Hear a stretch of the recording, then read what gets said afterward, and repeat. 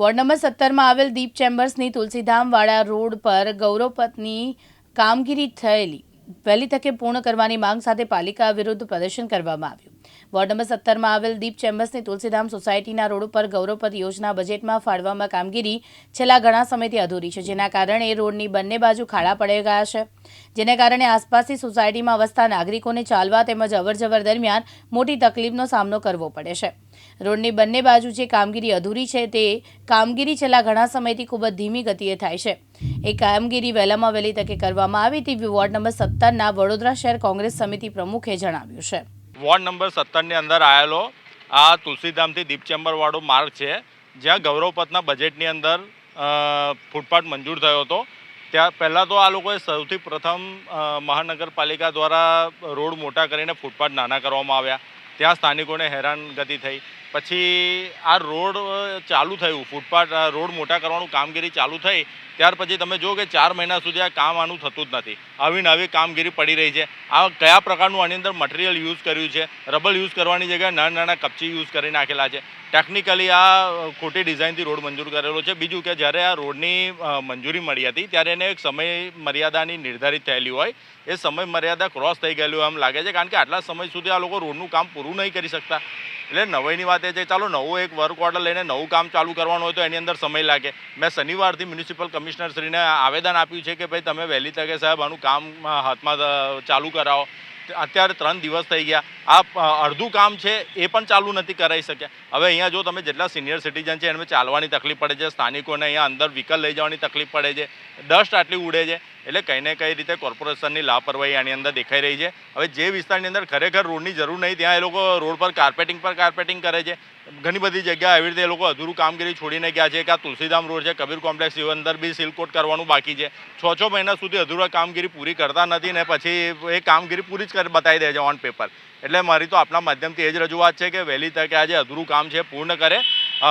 Municipal કમિશનરને શનિવારે તો જણાયેલું છે, પણ આપના માધ્યમથી ફરી જણાવું છું કે 3 દિવસની અંદર જો આ કામગીરી પૂર્ણ નહીં થાય તો આના ઉપર ફરી એક આંદોલન કરવામાં આવશે।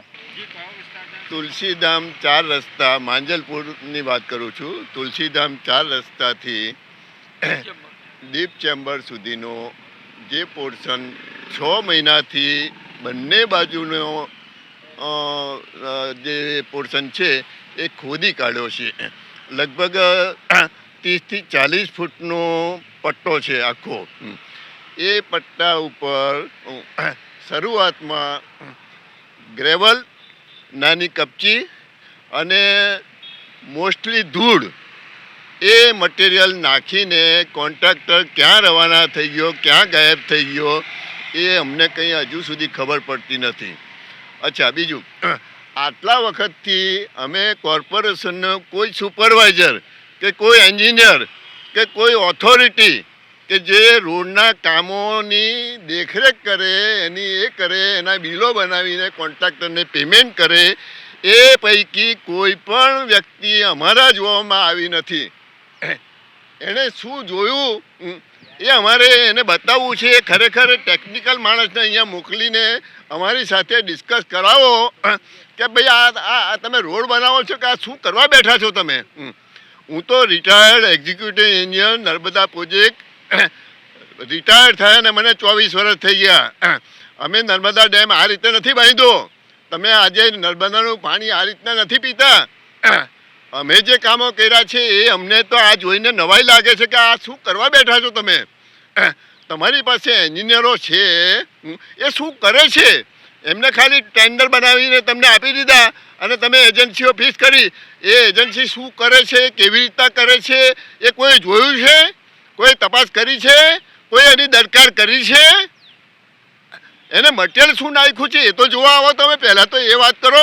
એને શું મટીરિયલ નાખ્યું છે એ તો જુઓ તમે। અને આજે 6 મહિનાથી ખોદીને બેસી રહ્યા છો। ખરેખર તો રોડનો પોર્શન એવો કરવો જોઈએ કે જેટલું ખોદાણ કરીએ 200 મીટર કે 500 મીટર એ ખોદીને વિથિન 1 વીક એની ઉપર ઇન્ક્લુડિંગ કાર્પેટનું કામ ફિનિશ થઈ જવું જોઈએ, તો જ એ રોડનું કામ આગળ વધે, ત્યાર પછી આગળ વધે। ઇન્સ્ટેડ ઓફ ધેટ આ તો તમે ચારે બાજુ ખોદીને બેસી રહ્યા છો। આને લીધે કેટલા માણસો પડી જાય છે, કેટલા અમારા સિનિયર સિટીઝનો બિચારા પડી ગયેલા અમે નજરે જોયેલા છે. કેટલા સ્કૂટરો એક્સિડન્ટ થાય છે, ગાડીઓને એ થાય છે, પંચરો પડે છે.